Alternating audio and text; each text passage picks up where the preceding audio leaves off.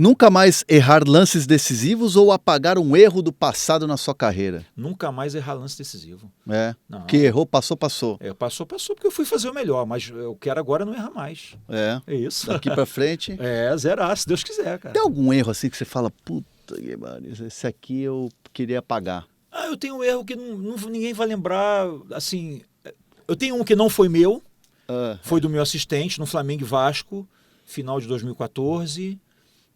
mas é setorizado, o assistente não deu impedimento, claro. E eu validei o gol e deu o título pro Flamengo em 2014. Se deu VAR, ele se confundiu, porque tinha um jogador legal, o outro não. O que fez o gol foi o que estava impedido e o legal não fez o gol. Ele achou que quem tinha tocado na bola era o que estava legal e narrou isso para mim e deu o título para o Flamengo. Isso é fato.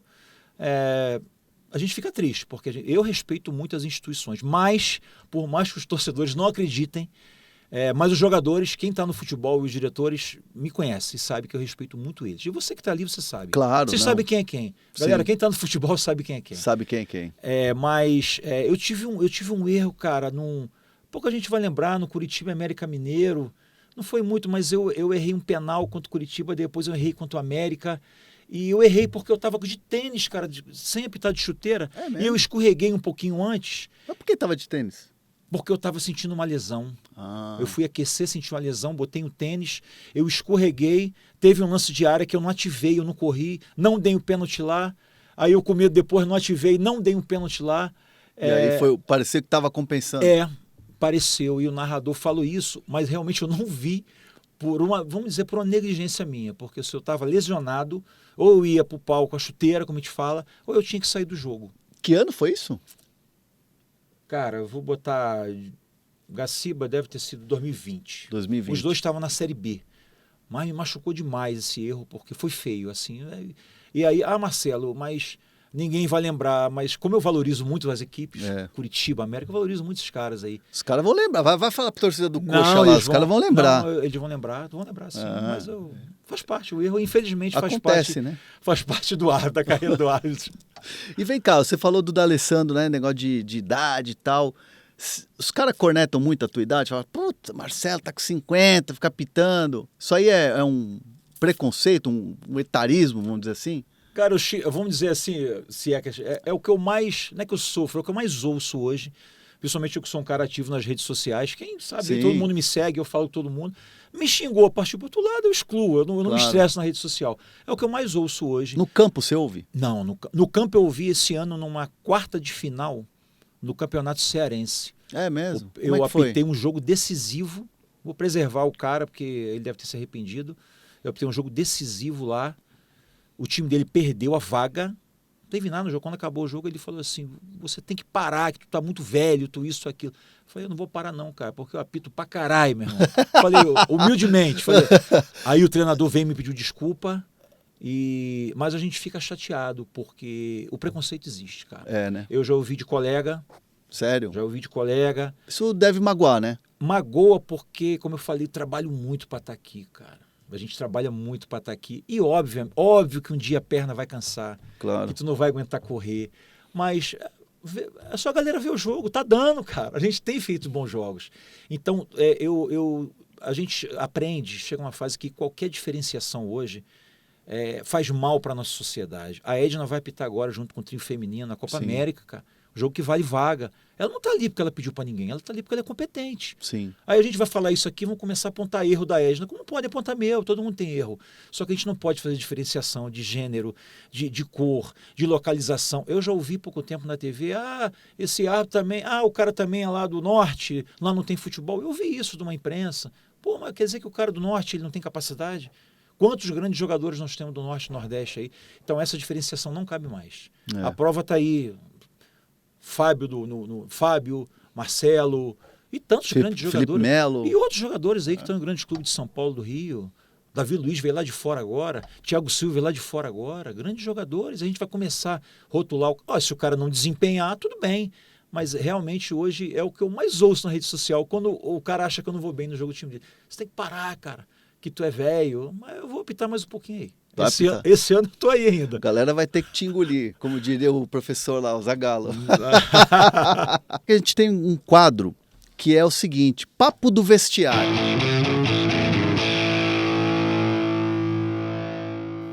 Normalmente a gente fala isso com os jogadores, que é aquela resenha e toda, mas pela primeira vez a gente vai ouvir um papo de vestiário da arbitragem. Qual que é a história mais curiosa aí que você já passou no vestiário do árbitro?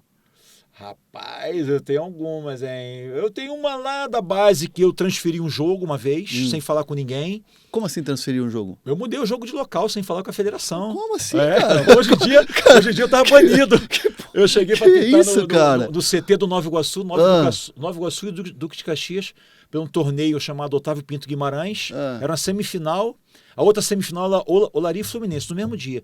Cheguei lá, o CT do Nova Iguaçu alagado. E eu tô no vestiário, aí chegou o presidente do Nova Iguaçu, até hoje, o seu Jânio, os irmãos. 30 anos que ele tá lá, aqueles caras são, pô... sensacionais. Alto astral. Marcelo, Marcelo, olha só, o campo aqui tá alagado, não tem condições. Mas o Lousadão, que é o campo do Mesquita, que fica ali a 10 quilômetros, cara, tá marcado, não tá alagado. Eu tenho um ônibus aqui, o Duque de Caxias quer ir.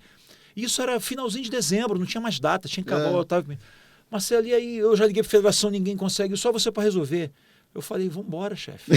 eu no Sub-20 querendo ganhar a minha taxinha, fomos para lá, dei o jogo, fui na federação, não tinha nem delegado da partida, você entendeu? Nessa época não tinha delegado. Cheguei na federação, fui entregar a súmula ao meu diretor, Daniel Pomeroy, não sei se você conhece, grande Daniel Pomeroy. Conheço, porra, das antigas. FIFA, futsal, ele é das antigas. E ele tá nativo ainda, não? Não, o Daniel, ele analisa arbitragem para algumas rádios do Rio de Janeiro, para a página... É um grande cara. Cheguei na federação, Daniel, e o jogo lá? Não, beleza, tudo beleza, só tem um problema. Ele, o quê?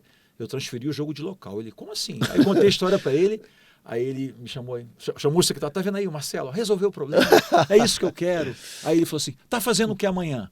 Aí eu falei, não, amanhã eu ia pro trabalho, mas eu posso. Então amanhã você vai pitar outra semifinal. Por que, mano? Não foi hoje? Não. O árbitro, o Olaria Fluminense, não deu o jogo porque não tinha policiamento. O jogo vai ser amanhã. Eu vou tirar ele do jogo e tu vai apitar. Eu apitei as duas semifinais. Aí, ó, não resolveu o problema, você resolveu, essa ganhou um outro. Essa foi a história bacana. Eu tive uma com o Felipe Lombar, que foi um árbitro aqui de São Paulo. Felipe Lombar, carequinha, né? Eu ia falar calvinho, né? Foi o Felipe Lombar, a estreia dele, Vasco e Botafogo da Paraíba, São Januário. Lá tem várias vigas assim. Ele aquecendo, ele deu uma cabeçada na viga. 10 minutos antes para entrar, ele não tinha condições, ele teve uma concussão. Eu já me aqueci, já botei a roupa, eu o quarto árbitro para apitar no lugar dele. Ia ser minha estreia na Copa do Brasil também.